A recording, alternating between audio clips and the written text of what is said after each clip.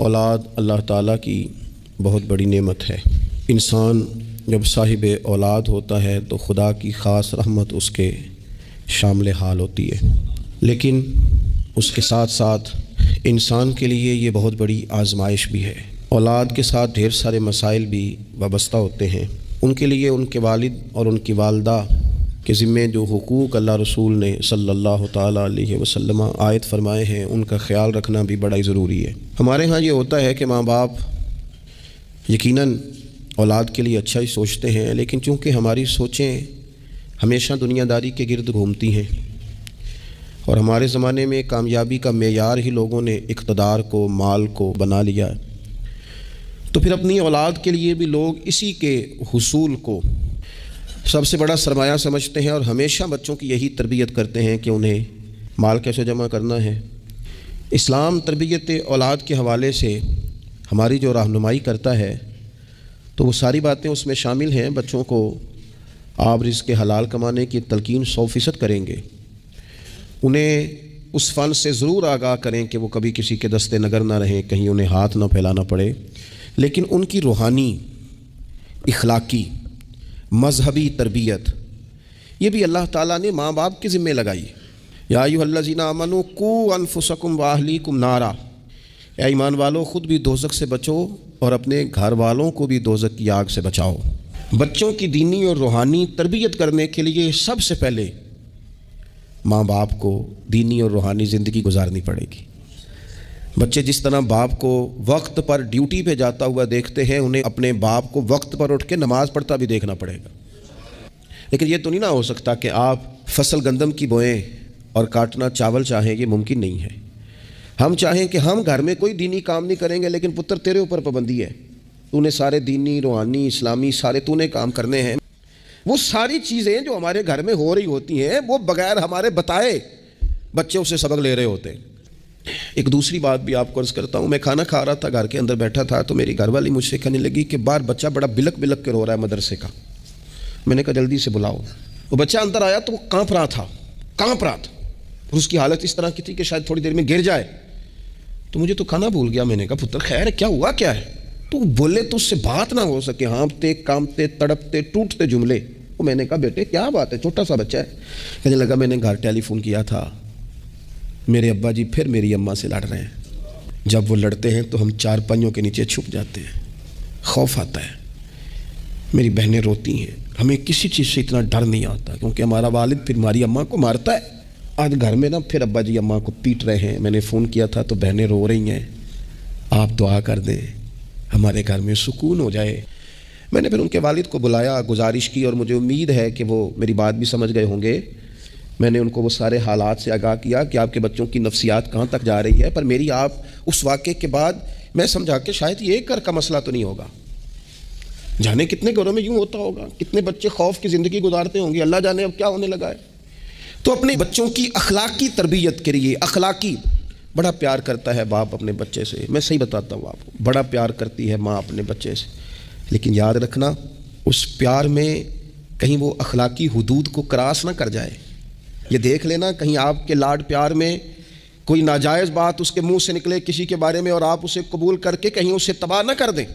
باپ میں نے دیکھا ہے یہ کام کرتے ہیں کہ بچے نے اگر کبھی کوئی تحفہ مانگ لیا ہے اور موقع آ گیا ہے تحفہ دینے کا تو باپ اوور ٹائم بھی لگاتا ہے۔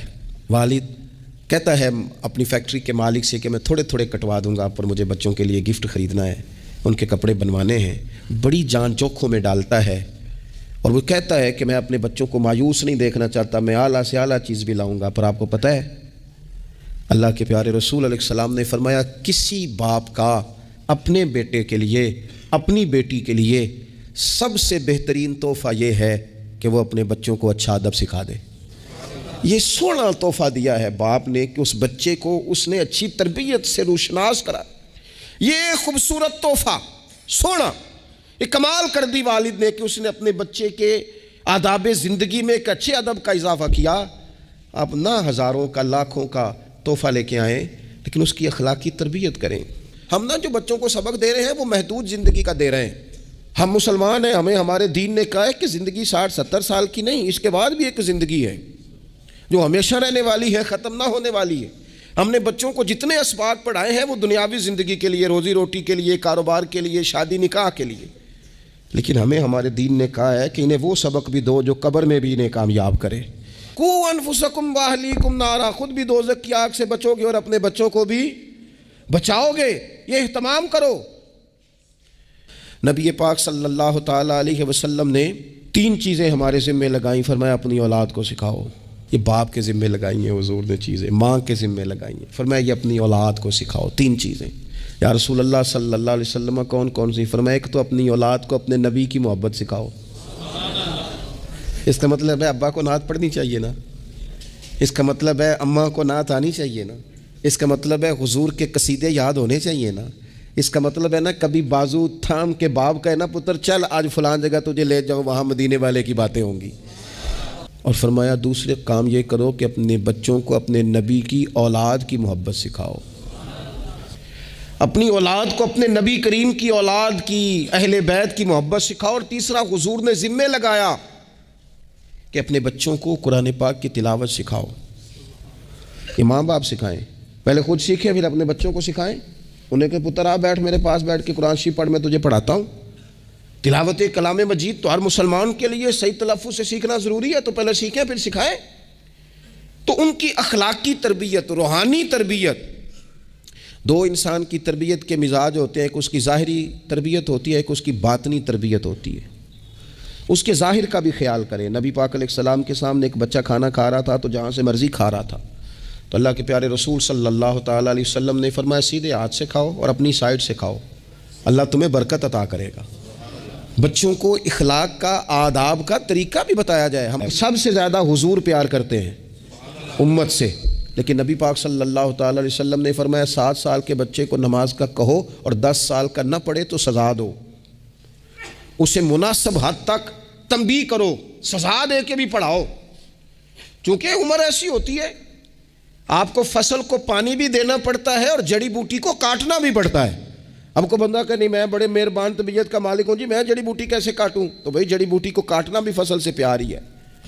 کائنات میں سب سے مصروف زندگی رسول کریم کی ہے، پر حضور تو انہیں کندھوں پر بھی بٹھایا کرتے تھے، نماز میں بھی بچے ساتھ آ جاتے تھے اپنی۔ اور پھر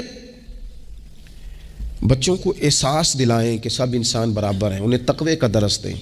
آپ نے ناراض نہیں ہونا، امیروں کے بچوں کو یہ سبق دیا جاتا ہے کہ تہاڈا سٹیٹس نہیں ہو تسی فلانے نال کھیڈن ڈیس ہو۔ حضرت عمر کے زمانے میں ایک گورنر کے بیٹے نے ایک غریب کے بیٹے کو مارا تھا، تو حضرت عمر نے نا گورنر صاحب کو معزول کر کے اونٹ چرانے پہ لگا دیا۔ لوگوں نے کہا ابے کا کیا قصور ہے؟ فرمانے لگے اس کا بھی تو قصور ہے نا، اسی نے تو اسے بتایا ہے کہ تو گورنر کا پتر ہے۔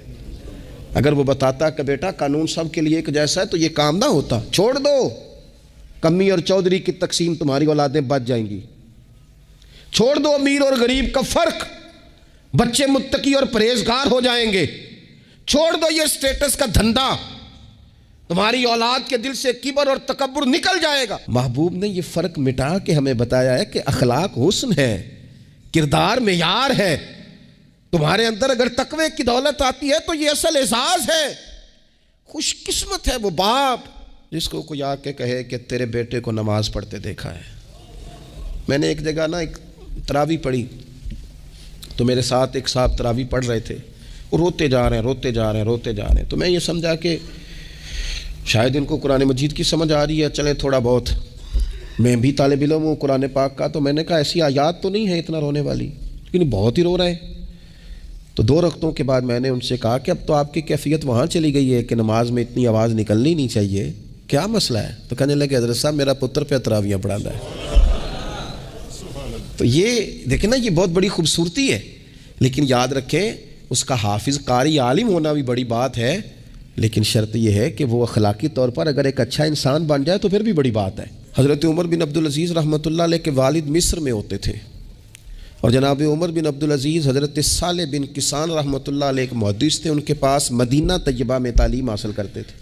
تو آپ نے اپنے استاد صاحب کے پیچھے عصر کی نماز پڑھی، تو 1 رکعت آپ کی لیٹ تھی، اٹھ کے آپ نے نماز پوری کی، تو حضرت صالح بن کسان محدث تھے، عالم تھے، حدیث پاک کو جاننے والے، وہ حضرت عمر بن عبدالعزیز سے کہہ رہے ہیں بچپن ہے اور والد مصر میں۔ انہوں نے پوچھا بیٹا کہاں تھے؟ نماز میں 1 رکعت میں میں نے دیکھا کہ آپ نے دیر سے نماز پڑھی ہے۔ تو عرض کرنے لگے میں نا حضور کنگھی کر رہا تھا، بعض بچے آئینے کے سامنے کھڑے رہتے ہیں، پھر بڑی بڑی دیر ہی کھڑے رہتے ہیں. کنگھی کر رہا تھا تو ذرا دیر ہو گئی. حضرت صالح بن کیسان رحمۃ اللہ علیہ نے ان کے والد کو مصر میں خط لکھا. فرمانے لگے جوانی بھی ہے، موقع بھی ہے، فرصت بھی ہے، اور ابھی بھی آپ کا بیٹا جماعت سے نماز نہیں پڑھتا. مصر میں خط گیا. آج جب میں نے پوچھا ہے تو اس نے کہا میں کنگھی کر رہا تھا. اتنے معمولی سے کام کے لیے اس نے تکبیر اولیٰ چھوڑ دی. اب وہاں مصر میں بیٹھے والد نے یہ نہیں کہا کہ مولوی صاحب آہستہ آہستہ ٹھیک ہو جائے گا، آپ کو کیا ہو گیا ہے، کوئی بات ہے کرنے والی. انہوں نے وہاں سے گھوڑے پہ بندہ دوڑایا. بندہ مدینہ طیبہ آیا. اس نے کہا جاتے ہی عمر بن عبدالعزیز کو لے جانا حجام کے پاس اور اس کے سارے بال اتروا دینا، اور اسے کہنا پتر جن بالوں کی وجہ سے نماز رہ جائے ان بالوں کو سر پہ نہیں رہنا چاہیے. تیری جماعت کی رکعت رہ گئی پتر، اتنا بڑا کام، اللہ کے حضور حاضری کا موقع تھا. پھر اس کا رزلٹ کیا نکلا؟ حضرت عمر بن عبدالعزیز بادشاہ بنے. 39 سال عمر میں انہوں نے پوری امت کو خیر سے بھر دیا. حشام بن عبد الملک کے بھی 11 بیٹے تھے، جناب عمر بن عبدالعزیز کے بھی 11 بیٹے تھے. حشام جب دنیا سے گیا تو ہر بیٹے کو 10 لاکھ دینار آئے، اور جناب عمر بن عبدالعزیز جب دنیا سے گئے تو 11 بیٹے تھے اور 6 دینار تھے.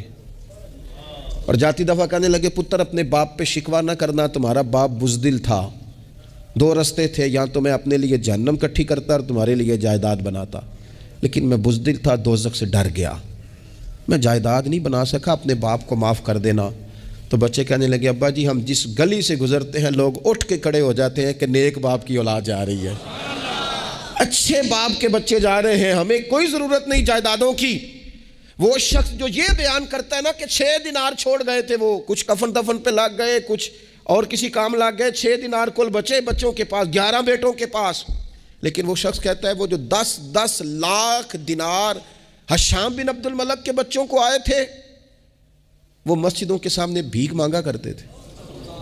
چونکہ جب بچوں کو بنا اس طرح کا دیا گیا کہ کھانے میں پینے میں موج میں اڑا دیا مال، اور یہ جو 6 دینار 11 بیٹوں کو دے کے گیا، رب نے اتنی برکت دی کہ ایک ایک بیٹا ایک ایک وقت میں 100 گھوڑے مال کے بھرے ہوئے رب کے رستے میں خیرات فرمایا کرتے تھے.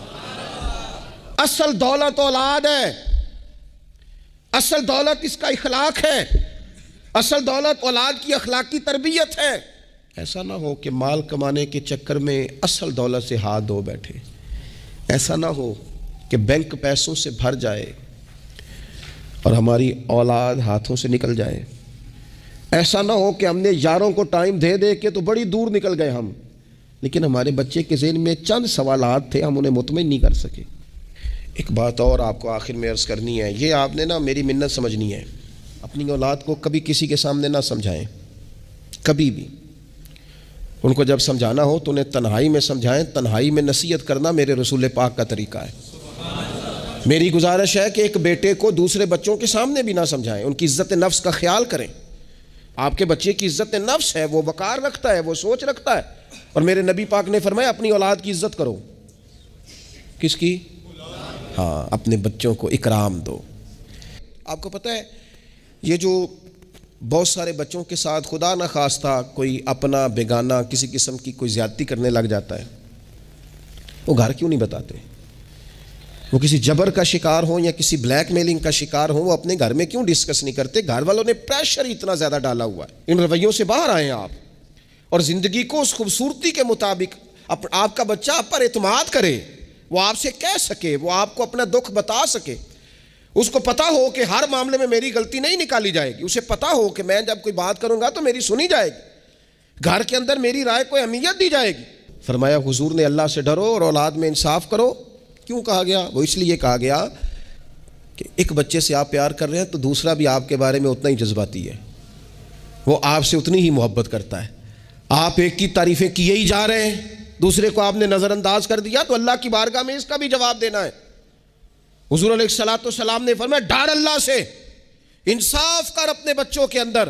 ہر لحاظ سے باپ کی ذمہ داری ہے، ماں کی ذمہ داری ہے کہ وہ انصاف کا ترازو تھامے، ورنہ حساب صرف تجھ سے تیرے روزے حج زکوٰۃ کا نہیں لیا جائے گا، تیری توجہات کا بھی حساب ہوگا قیامت کے دن، کہ یہاں ہونی چاہیے تھی کیوں نہیں تھی، ادھر زیادہ کیوں تھی، ادھر زیادہ کیوں نہیں تھی. اس لیے اپنی مرکزی حیثیت کو ہمیشہ سمجھیں، جانیں. آپ کو پتہ ہے صحابہ فرماتے ہیں بچے کھیل رہے ہوتے تھے تو حضور جب گزرتے تھے تو بچوں کو السلام علیکم کہتے تھے، نبی پاک بچوں کو سلام کرتے، حضور فرماتے السلام علیکم، بچوں کو سلام کرتے اور پہل کرتے سلام لینے میں۔ آپ بچوں کو سلام کرنا شروع کر دیں، امید ہے بچے بھی سب کو سلام کرنا شروع کر دیں گے۔ لیکن یہ شکوہ کرنا کہ لو جی میں اتنا بڑا بزرگ آدمی ہوں، میں اتنا بڑا پڑھا لکھا ہوں، میری یہ شخصیت ہے، آپ نے مجھے سلام ہی نہیں کیا، یہ تو مفت کا رٹا ہے۔ حضور بچوں کو سلام کرتے تاکہ بچوں کو السلام علیکم کی سمجھ آ جائے، یہ بچوں کو سکھائیں، انہیں یاد کرائیں، اور اس کا طریقہ یہ کہ آپ ان کو سلام لینے میں پہل کریں، آپ ان کو سلام کہیں۔ ہاں، سکھانے کے لیے آپ ان سے مطالبہ کر سکتے ہیں کہ یار میں نے سلام کہا ہے، تمہیں جواب دینا چاہیے تھا، ہم نے کیوں نہیں دیا، تاکہ ان کو سمجھ آ جائے کہ یہ السلام علیکم اور وعلیکم السلام یہ ایک سنت ہے۔ پھر اللہ کے پیارے رسول صلی اللہ تعالیٰ علیہ وسلم بچوں کو چھوٹی چھوٹی چیزوں کے آداب سکھاتے۔ حضور تشریف فرما تھے تو ایک بچہ اندر آ گیا، السلام علیکم کہہ کے داخل ہو گیا، تو محبوب کریم نے بڑی محبت سے بڑے خوبصورت لہجے میں فرمایا بیٹا واپس جاؤ، پہلے اجازت لو پھر سلام لو، جب اجازت مل جائے پھر اندر آنا۔ اس لہجے میں اتنی خوبصورتی تھی کہ اس بچے کے دل کی گہرائی تک میں سمجھتا ہوں بات اتر گئی ہوگی۔ وہ واپس گئے، انہوں نے جا کے اجازت مانگی، اجازت ملی اور سلام لے کے وہ دروازے رسول پہ حاضر ہو گئے۔ ایک دفعہ میں حرمین شریفین حاضر تھا، میرے بالکل سامنے اگلی صف میں نماز کا ٹائم ہو جاتا ہے جب، تو آہستہ آہستہ لوگ زیادہ آنے شروع ہو جاتے ہیں، تو زیادہ رش ہو رہا تھا، لوگ زیادہ جمع تھے۔ تو ایک بزرگ تھے، تو وہ اپنے داماد سے، ان کی گفتگو سے اندازہ ہوا، میں نے کان تو نہیں لگائے ہوئے تھے لیکن بزرگ غصے میں بول رہے تھے تو بول ہی اونچا رہے تھے ذرا، تو وہ کہہ رہے تھے اپنے داماد سے کہ بیٹا تو ہے تے جوائی ہیں، اب تینوں میں گل کرنا مناسب تے نہیں سمجھدا، پر یہ کہ بچے تو آپ نے میرے ذمہ لگا دیے، وہ مجھے نہ عبادت کرنے دیتے ہیں، نہ قرآن پڑھنے دیتے ہیں، نانا نانا کہہ کے میرے پیچھے ہی بھاگتے رہتے ہیں، تو میں حاضر ہوں لیکن تھوڑا سا نا ان کو سمجھائیں اور قائل کریں، یہاں آ کے مجھے ذرا اللہ اللہ کرنے دیں۔ تو وہ بچہ معذرت خانہ انداز میں اپنے سسر کو، بزرگوں کو تھوڑا سا قائل کرنے کی کوشش کر رہا تھا کہ چلیں اب خیال کریں گے، ہم کہتے تو بڑا ہیں کہ ہمارے ساتھ آئیں لیکن وہ آپ کے پیچھے جاتے ہیں، کریں کیا۔ تو اب مجھ سے نہ رہا گیا، میں نے ان سے کہا بزرگوں مناسب تو نہیں لیکن آپ بولے اونچا ہے تو سن سب نے لیا ہے، آپ کی ذاتی بات ہے، اگر اجازت دیں تو ایک جملہ کہہ دوں۔ تو پلٹ کے میری طرف دیکھ کے کہنے لگے مولوی صاحب آکھو۔ تو میں نے ان سے کہا بڑے خوش نصیب نہیں، اس مسجد میں بیٹھ کر نواسوں کا خیال رکھنا اور ان سے پیار کرنا، یہ تو مدینے والے رسول کا طریقہ ہے، اور این سعادت بزور بازو نیست تانا بخشندہ خدائے بخشن۔ کچھ سعادتیں ایسی ہوتی ہیں جو بازو کی قوت سے نہیں ملتی، تبھی ملتی ہیں جب رب عطا کرتا ہے۔ تو میں نے کہا یہاں تو نواسوں سے کھیلنا حضور کا طریقہ ہے، بعض چیزوں میں اللہ اثر رکھتا ہے۔ تھوڑی دیر خاموش رہے، پھر میں نے انہیں آنسو پونچھتے بھی دیکھا، کہنے لگے اللہ تہاڈا بھلا کرے، لو بھائی پتر ہن تسی بھاویں آرام کرو۔ بعض دفعہ باتیں وہ ناراض بھی ہو سکتے ہیں، تو میں تیار تھا اگر وہ ناراض ہوں گے تو میں معذرت کروں گا، لیکن تھوڑا سا نا ایک بات میں نے ضرور کرنی ہے آپ سے۔ مجھے بڑا مزہ آیا، مجھے پتہ نہیں اب وہ کالم نویس زندہ ہیں کہ نہیں، عبد القادر حسن ہوتے تھے، انہوں نے ایک بات لکھی تھی مجھے بڑی یاد رہ گئی، اور جس دن میں نے پہلی دفعہ پڑھی تھی میں رویا بھی بڑا۔ وہ کہنے لگے ایک دفعہ گورنر مدینہ نے نا حکم دیا تھا کہ چھوٹے بچے لوگ مسجد میں لے کے آتے ہیں روضہ رسول صلی اللہ علیہ وسلم پر، تو بچے قالین خراب کر دیتے ہیں، مختلف قسم کی چیزیں گرا دیتے ہیں، تو اس طرح کریں کہ بچوں کو منع کیا جائے، اور کم از کم مقامی لوگوں کو ضرور منع کیا جائے کہ وہ بچوں کو لے کے نہ آئے۔ انہوں نے لکھا تھا کہ رات ہی کو اس شخص کو خواب میں رسول پاک علیہ السلام کی زیارت نصیب ہوئی، اور نبی پاک علیہ السلام نے گورنر سے کہا تم نا اپنے قالین اٹھا کے لے جاؤ، پر میری امت کے بچوں کو میرے شہر سے دور کوئی نہ کرے۔ اس طرح بچوں کو نسخے بتاتے ہیں نا کمائی کرنے کے، اس طرح انہیں ہنٹس دیتے ہیں نا دنیا میں چھا جانے کے، اس طرح آپ اپنے بچوں کو وظیفے بتائیں، انہیں اذکار کی فضیلت والد صاحب بتائیں۔ کیوں؟ کہ یہ میرے نبی پاک کا طریقہ ہے صلی اللہ تعالی۔ دیکھو نا حضور کے دروازے سے سب کو سب کچھ ملتا ہے نا، اور صحابہ کہتے ہیں جو چیز نہیں سنی نا کبھی وہ لفظ نہیں ہے، یہ لا نہیں ہے، یہ سنا ہی نہیں کبھی، لیکن نبی پاک صلی اللہ تعالیٰ علیہ وآلہ وسلم نا سحری کے وقت سیدہ فاطمہ آرام فرماتی سحری کے وقت، تو حضور نے ہماری تعلیم کے لیے، ہمیں سمجھانے کے لیے بیٹی کو پاؤں سے پکڑ کر اٹھایا، فرمایا فاطمہ اٹھو، یہ تو رب سے رزق مانگنے کا وقت ہے۔ اٹھو، طلوع فجر سے طلوع صادق تک اللہ تعالیٰ رزق تقسیم کرتا ہے۔ اٹھو، مصلے کو آباد کرو۔ شاید یہی وہ سبق تھا کہ امام حسن کہتے ہیں پھر میں نے اپنی ماں کو ساری رات ہی مصلے پہ دیکھا، سارا دن ہی دعائیں مانگتے دیکھا۔ او دیکھو میرے دوستو، حضور کے دروازے سے سب کو سب کچھ ملتا ہے، اور جب سیدہ فاطمہ نے کہا تھا نا یا رسول اللہ غلام مل جائے، تو کریم رسول نے بیٹی کو وظیفہ دیا۔ چلو حضور کی سنت سمجھ کے ابا جی ایک وظیفہ بتائیں نا اپنی بیٹیوں کو، بتائیں گے انشاءاللہ؟ چلو ایک وظیفہ بتائیں نا بیٹوں اور بیٹیوں کو، اور کہیں کہ یہ میں بھی پڑھتا ہوں، بڑی برکت والا ہے پتر، تو بھی پڑھا کر۔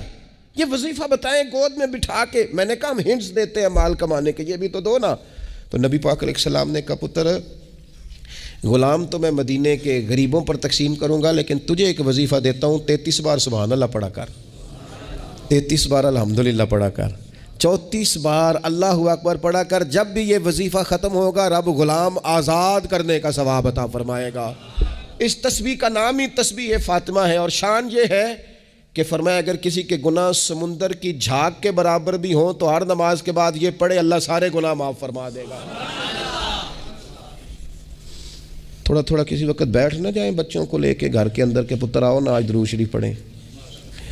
صبح نا کبھی بڑا یاد آتا ہے، میری دادی اماں تخت پوش پہ بیٹھتی تھیں، وہ نماز پڑھ کے پھر سب کو جگاتی تھی، اٹھو، اور دونوں لفظ کہتی تھی، اٹھو سبق پڑھو تو نماز پڑھو۔ نماز اور سبق اس سے مراد ہے نماز پڑھ لو اور پھر قرآن پاک۔ یہ 2-4 دن کریں نا ہم سارے اپنے گھر میں، کیا ہو بھی بچوں سارے پہلے نماز پڑھیں پھر سارے قرآن شریف کھولیں، تھوڑی دیر یہ کھولو نا، امید ہے رب کے فرشتے رحمتوں کا نزول فرمائیں گے۔